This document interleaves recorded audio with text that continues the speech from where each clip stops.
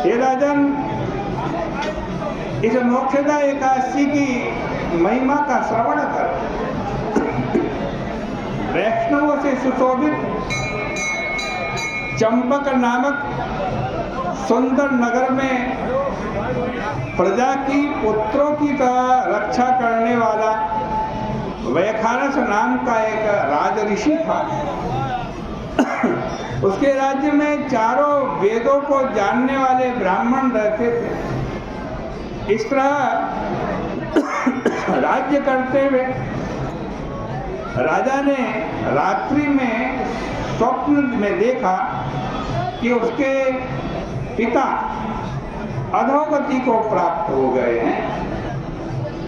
उसको देखकर बड़ा आश्चर्य हुआ, नेत्र खुल गए। उसने ब्राह्मणों से स्वप्न का वृत्तांत बताया। राजा बोला, हे ब्राह्मणों, मैंने स्वप्न में अपने पिता को नरक में गिरा हुआ देखा।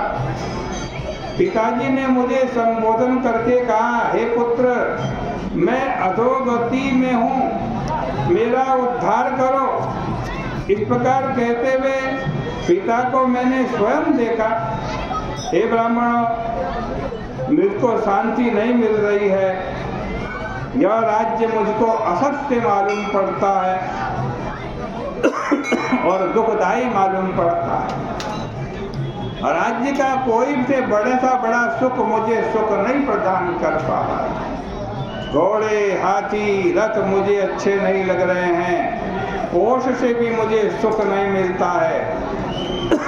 मेरे लिए कुछ भी सुखदायी नहीं। हे श्रेष्ठ ब्राह्मणों, स्त्री, पुत्र, ये मुझे कुछ भी अच्छे नहीं लग रहे हैं। मैं कहाँ जाऊँ? मेरा शरीर जला जाता है।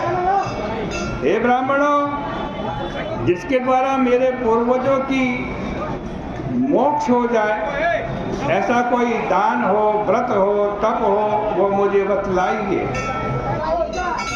जिसका पिता नरक में है, उस बलवान पुत्र के जीवन से क्या लाभ? उस पुत्र का जन्म वृथा है।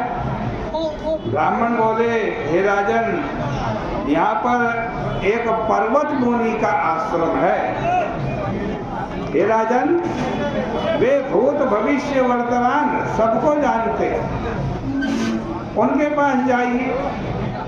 वह दुखी राजा उनका वचन सुनकर जहाँ पर्वत मुनि थे, उस आश्रम में गया। वह आश्रम बड़ा विशाल था। शांत प्रकृति के ब्राह्मण, प्रजा और मुनीश्वरों से सुशोभित था। ऋग्वेदी, यजुर्वेदी, सामवेदी, अथर्ववेदी मुनियों के बीच में बैठे हुए पर्वत मुनि ऐसे मालूम पड़ते थे मानो दूसरे ब्रह्मा। वैखानस राजा उस मुनि को देखकर आज वहीं पर गया और दंडवत उनको पृथ्वी पर प्रणाम किया। मुनि ने राज्य के 7 अंगों की कुशलता पूछी और कहा, तुम्हारा राज्य निष्कंटक हो और राज्य में सुख शांति हो। राजा बोला, हे ब्राह्मण देवता, आपकी कृपा से 7 अंग कुशल है। राज्य में ऐश्वर्य अनुकूल होने पर भी कुछ विघ्न उपस्थित हो गया है। हे ब्राह्मण, मुझे कुछ संदेह है, उसको निवृत्त करने के लिए आया। पर्वत मुनि राजा के वचन सुनकर ध्यानावस्थित होकर नेत्र बंद करके भूत भविष्य के बारे में सोचने लगे। फिर 2 घड़ी ध्यान करके राजा से बोले, हे राजेंद्र, आपके अकर्मी पिता के पाप को मैंने जान लिया है। पूर्व जन्म में सपत्नी के द्वेष से तुम्हारे पिता ने काम के वशीभूत होकर एक स्त्री को तो रति दी और दूसरी स्त्री के रक्षा करो इस प्रकार पुकारने पर भी उसको ऋतुदान नहीं दिया। इतना आग्रह करने पर भी दूसरी रानी को ऋतुदान नहीं दिया। इस कर्म से वह नरक में पड़ा है। राजा बोले, हे बोले, किस व्रत और दान से उस पाप से युक्त नरक से मेरे पिता का उद्धार हो सकता है, वो बताइए, मुझे कहिए।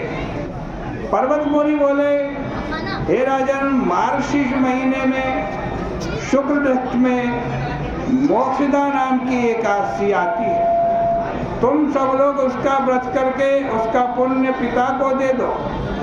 उसके पुण्य के प्रभाव से उसको मोक्ष हो जाएगा। मुनि के वचन को सुनकर राजा अपने घर में आया। हे भरत कुल में श्रेष्ठ, मार्गशीर्ष के महीने में जब शुक्ल पक्ष की एकादशी आई, तब उस राजा ने स्त्री, पुत्र और रनिवास समेत विधि पूर्वक इस एकादशी का व्रत किया और संकल्प करके इस एकादशी के पुण्य को अपने पिता को दे दिया। उस पुण्य के देने से स्वर्ग से फूलों की वर्षा हुई। मेघानस का पिता देवताओं से स्तुति किया जाता हुआ स्वर्ग हो गया और आकाश स्पष्ट शब्दों में राजा से बोला, हे पुत्र, तेरा सदा कल्याण हो। यह कहकर वह स्वर्ग में चला गया। हे राजन, इस प्रकार जो इस मोक्षदा एकादशी का व्रत करता है उसका पाप दूर हो जाता है, अंत में उसे मोक्ष की प्राप्ति होती है। इससे बढ़कर निर्मल, शुभ और मोक्ष देने वाली कोई एकादशी नहीं है। जिन मनुष्यों ने एकादशी का व्रत किया उनके पुण्यों की संख्या हम नहीं कह सकते। चिंतामणि की तरह ये स्वर्ग और मोक्ष देने वाली है। इस प्रकार से श्री ब्रह्मांड पुराणे मार्गशीर्षे शुक्ल एकादशी व्रत महात्म श्री कृष्णार्पणमस्तु, इस व्रत महात्म्य की कथा को भगवान के श्री चरणों में अर्पित करते हैं। बोले गंगा मैया की जय।